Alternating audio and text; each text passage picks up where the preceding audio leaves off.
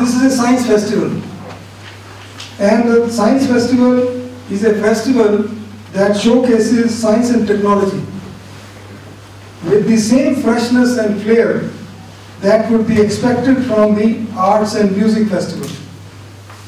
जैसे आप गाने सुनते हो, you are more interested in arts. See, the same way, the science festival also gives you a lot, and with the same freshness with which this is being organized, and primary target is the general public. You will see many things in the campus also. You will listen to innovative lectures also, and that will broaden your vision about the science. जो temperature है वो 1850 to 1900 से 1.1 degree ज्यादा था। आपको बहुत छोटी सी value लग रही होगी 1 degree. 1 degree is not a very big. हम -15 से लेके +20 तक जाते हैं, बट जब आप ग्लोबली इस नंबर की बात करते हैं तो ये बहुत सारी चीजों को प्रभावित करता है, जिसको हम आगे देखेंगे।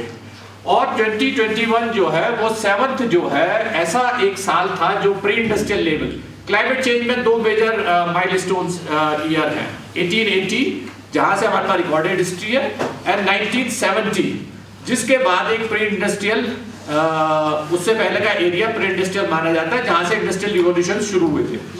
तो 1978, 1970 एंड 1880 दो मार्कर्स ईयर्स होते हैं। तो उससे पहले जो है ये जो टेम्परेचर था अर्थ का उससे 1 डिग्री हायर रहा है 2021। This is the latest update on that. So on this note, we will see that how the climate change is influencing Himalayas. We will see an overall picture. What are the major factors of climate change? हम ये भी देखेंगे कि climate change different parts of the globe कैसे हो रही है, और हम उसको नैरो डाउन करेंगे लद्दाख तक कि लद्दाख में climate change के कुछ impacts हैं, कुछ signatures हैं। तो we will start with this कि what is climate change? Anyone can tell what is climate change, especially from the student side? मत साइलेंट, कोई बात नहीं। क्लाइमेट चेंज एक लॉन्गर फिनोमेना है। ऐसा नहीं कि इस साल गर्मी ज्यादा हो गई तो एक क्लाइमेट चेंज हो गया, इस साल ठंड ज्यादा हो गई तो climate change over a long period deviation जो है वो क्लाइमेट चेंज कहलाता है। और इसी के जो एवरेज वेदर कंडीशंस है या इस तरह की चीजें हैं उसको लॉन्ग टर्म एवरेज में आप डिस्क्राइब करते हैं। जो हमने 1 डिग्री सेंटीग्रेड कहा वो 1880 से 2020 तक का जो एवरेज है उससे डिपार्चर है, उससे ऊपर या नीचे है। तो that is a climate change. ये नहीं कि ये अभी ये दिन ज्यादा गर्म है या ये दिन ज्यादा ठंडा है।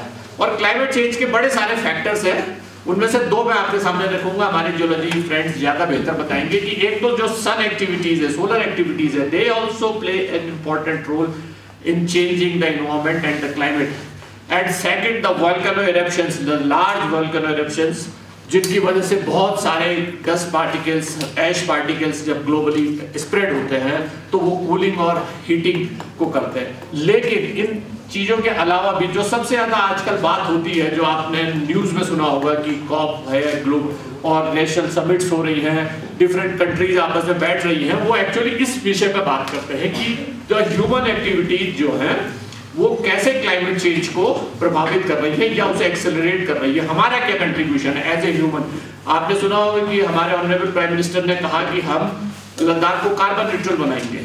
इसका मतलब कि हम ऐसी एक्टिविटीज मिनिमाइज या रिड्यूस करेंगे या गायब कर देंगे लद्दाख से जो क्लाइमेट चेंज के ऊपर कुछ इम्पैक्ट डालती हैं। जो मच्छर मॉस्किटो एक गर्म उसमें रहता था वो उसके लिए एक सूटेबल हैबिटेट बनती है, और ये एविडेंट है ईस्ट अफ्रीका और एंडीज में जहां पर मलेरिया मिलने की फ्रीक्वेंसी जो है हायर एल्टीट्यूड्स की तरफ मूव कर गई है। तो ये एक बड़े इम्पैक्ट है ग्लोबल वार्मिंग का। लेकिन सबसे इंटरेस्टिंग एग्जाम्पल है आपके नेपाल से। नेपाल में बहुत स्टेशन से, नेपाल में बहुत स्टडीज हुई हैं, तो उनका जो एनुअल ट्रेंड है वो है 0.06 डिग्री सेंटीग्रेड पर ईयर पूरे नेपाल के लिए। लेकिन अगर आप ये क्रॉस सेक्शन काटे, ये दिस इज जस्ट 300, मतलब आप इंडिया के साथ मिलते हैं यहाँ पर, और इसके बाद आप यहाँ पहुंचते हैं, नेपाल तिब्बत को क्रॉस कर जाते हैं। This is just 300 kilometre south to north. ये एलिवेशन प्रोफाइल है, ट्रू एलिवेशन प्रोफाइल है, मतलब this is not diagram. World they form along plate margins. Plate क्या है? उसकी बात हम आगे और करेंगे।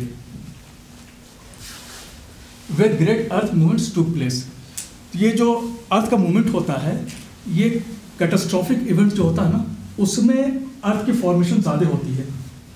अभी जो स्लो मोशन में चीज़ें होती है उसमें उतना चेंजेस वर्ल्ड के ऊपर के सरफेस पे नहीं होता है। जो मूवमेंट होता है कैटास्ट्रॉफिक मूवमेंट, उसमें अर्थ की शेकिंग होती है और बहुत चीज़ें चेंज हो जाती है। They are found at destructive plate margins, वो हम आगे देखते हैं कि डिस्ट्रक्टिव किसको बोलते हैं। डिस्ट्रक्शन से मतलब आप लोग समझते होंगे, जहाँ चीज़ें डिस्ट्रॉय होती है। And places where they use to be destructive by, जैसे west coast of North America. अब विजुलाइज करिए ग्लोब को, और नॉर्थ अमेरिका देखिए और वहाँ का वेस्टर्न देखिए। वेस्ट में कौन सा ओशन है, एनीवन? वेस्ट में कौन सा, यूएसए के वेस्ट में कौन सा ओशन है? Weather Atlantic, Pacific? पैसिफिक है, तो वो है, उधर डिस्ट्रक्शन हो रहा है। They are found where continental and oceanic plate collide, जैसे एंडीज इन साउथ अमेरिका, वो इसी तरह से बना था। They found where two continental plates collide, वो हम आज इस पे हिमालय पे बैठे हुए हैं। तो ये हमारा एग्जाम्पल है जहाँ पर दो कॉन्टिनेंट प्लेट कोलाइड करती है। ये फोल्ड माउंटेन जो है ये हमारा हिमालयज में है। इसके अलावा अभी हम बात कर रहे थे, ये नॉर्थ अमेरिका में ये रॉकीज में है, साउथ अमेरिका में एंडीज के नाम से है, यहाँ आल्प्स है, कॉकेशस है, ये सब हमारा फोल्ड माउंटेन है। ये सब हमारा यंग माउंटेन है, अभी भी इसमें ज़्यादातर माउंटेन सभी एक्टिव हैं, और इसका भी हम लोग भुगत रहे हैं, खासकर हम लोग जो कि अभी लद्दाख में हैं। इसकी वजह से क्या होता है, माउंटेन राइज होता है। माउंटेन राइज तो है, लेकिन उससे हमें पता नहीं चलता कि माउंटेन राइज हो रहा है। उस पर मैं आऊँगा स्पीड में कि किस स्पीड से राइज हो रहा है। हमको सामना करना पड़ता है अर्थक्वेक का। क्या प्रिवेंटिव है, प्रिवेंशन है उसका, है या नहीं है, वो सब हम बाद में अभी देखेंगे। तो थोड़ा सा प्लेट टेक्टोनिक्स हम जिनको नहीं आता है उनके लिए है, और जिनको आता है वो हम लोग थोड़ा सा रिवाइज कर लेते हैं। टेक्टोनिक प्लेट क्या है? They are called lithospheric plate. Lithosphere क्या है? Upper part of the earth is a massive irregularly shaped slab of the solid rock. Earth atmosphere is divided into series of major and minor mini mobile plates. These plates are mobile, moving in constant slow motion. इतना कम motion है कि इसको हम life time में नहीं देख सकते। Life time में क्या, हमारा कई जनरेशन भी उसको ऑब्जर्व नहीं कर सकता है। तो अभी जो हम लोग बात करते हैं कि माउंटेन इज राइजिंग या Indian plate is still moving, तो ये हमारा आंखों का या हमारे ऑब्जर्वेशन नहीं है, ये हमारे इंस्ट्रूमेंट हम लोगों ने लगाया है कई जगह, उसकी वजह से वो पता चलता है कि स्टिल इट इज राइजिंग और still it is moving. Meeting हुआ है सारे institution including the University of Ladakh. So हमारे honourable vice chancellor professor S K Mehta साहब ने बहुत बढ़िया सजेशन दिए कि इसको डिसेंट्रलाइज कैसे किया जा सकते हैं। डिसेंट्रलाइज वे में इसको रेगुलेशन के जैसे किया जा सकते हैं। अभी जो भी है मेहता साहब के गाइडेंस पे अभी ये साइंस फेस्टिवल हो रहा है, इसलिए मैं I am very in depth for this suggestion and guidance. बाद में कोऑर्डिनेटर्स, बहुत सारे कोऑर्डिनेटर्स हैं, कल आप लोगों ने डीआरडीओ के पास देखा, और कल आज यहाँ पे, और कल स्वारिफा और नेक्स्ट वाइस का लाइब्रेरी का, इसी तरह से बहुत सारे जगहों पे अलग अलग लोगों के साथ कुछ ना कुछ बोर्ड रखा है। इस फेस्टिवल का मेन ऑब्जेक्टिव वही था कि साइंस का डेवलपमेंट और उसको पॉपुलराइज कैसे किया जा सकता है।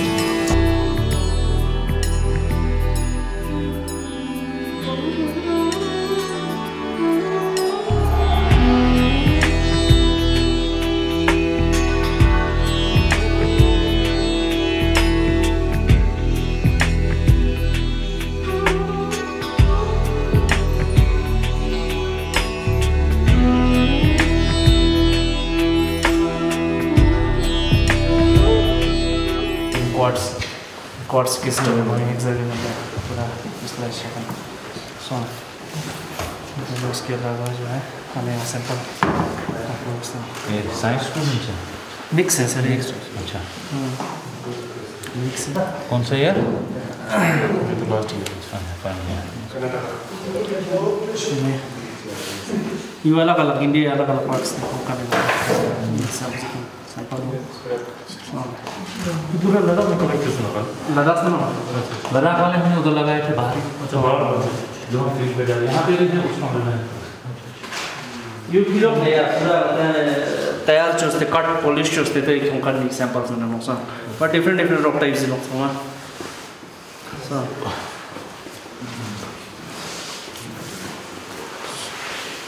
लेटराइट इनाते ऑक्सीडेशन छकने सैंपल लेना है ना लीचिंग सोते हैं आयरन कंटेंट को तो ये यहाँ आयरन और जी होना है इनाते मेटामॉर्फिक रॉक टाइप्स होना है इनका sedimentary stone light metamorphic rock types तो मैं यहाँ था ये थर्मा मेटा ये स्लेट जरा अपनी थर्मा मेटामॉर्फिक रॉक्स है हाँ different jadi kita sedimentary rocks ina sir jadi ina ada itu limestone kita yang ada ina ada fossils model kita preserve how does it happen in section study drawn of the name bulk rock composition this हमने study drawn jadi ये हमें आता analysis जो फिर elemental analysis जो क्या elements तो trace elements समझे तो रेयर एलिमेंट्स समझो ये तो लाइट रेडिएट समझो हेवी रेडिएट समझो माफो योजना जी नो म्यून योजना आता जी ओरिजिन जो कुछ